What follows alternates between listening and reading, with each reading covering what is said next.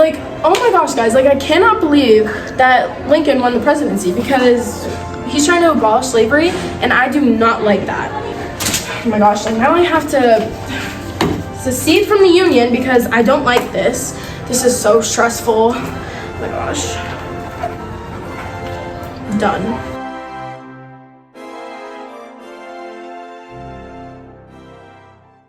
As South Carolina said, slavery is how the South made money with cotton and other crops.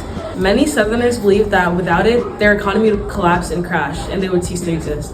So as we know, in 1860, South Carolina was the first state to actually break away from the Union, and a few months later, 10 others followed. And the question that we need to ask ourselves is, why did the South want to break away?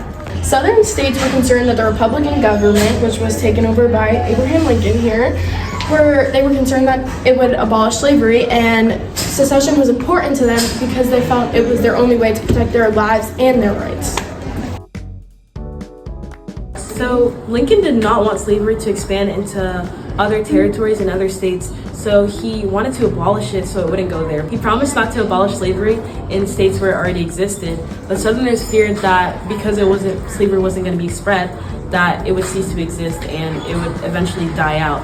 And this is why when he was running, he didn't get any Southern electoral votes. Lincoln represented the North's growing power. He wanted all of the United States to stay together because he felt that he wanted to preserve the Union and make everybody stay together. And that's why he told the Southern states that he wasn't going to abolish slavery, but he knew that if everybody started to abolish it in other states, that it would come to an end.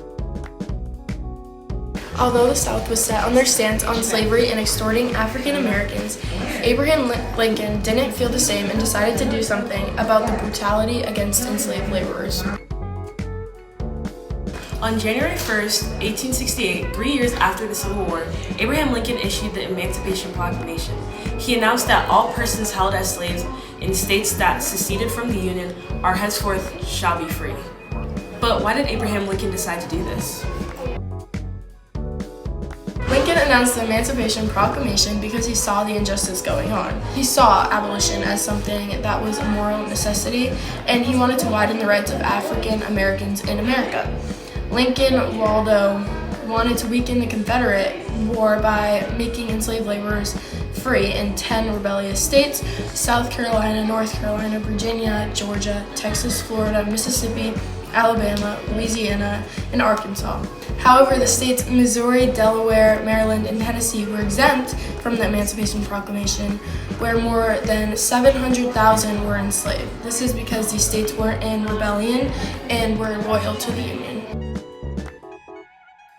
Another factor in the Emancipation Proclamation is the long movement with Black abolitionists and white companions. For example, in the 1800s, people like Frederick Douglass and Harriet Tubman helped in that movement. Douglass published an autobiography called Narrative of the Life of Frederick Douglass, where he explained details of slavery and how brutal it was, advocating for it to be abolished. And Tubman helped free enslaved people by using the Underground Railroad. Other free Black Americans also supported anti-slavery, such as Maria Stewart, James McCune Smith, and Martin Delany. Stewart was the first African-American woman to speak in public on matters around politics, religion, and race. McCune was the first African-American to earn a medical degree, breaking racial barriers in medicine. And lastly, Delany was the first Black field officer in the U.S. Army and served during and after the Civil War. As you can see, during this era, America went through a lot to be what it is today. But luckily they got past it, and the U.S. is still evolving to this day for the better.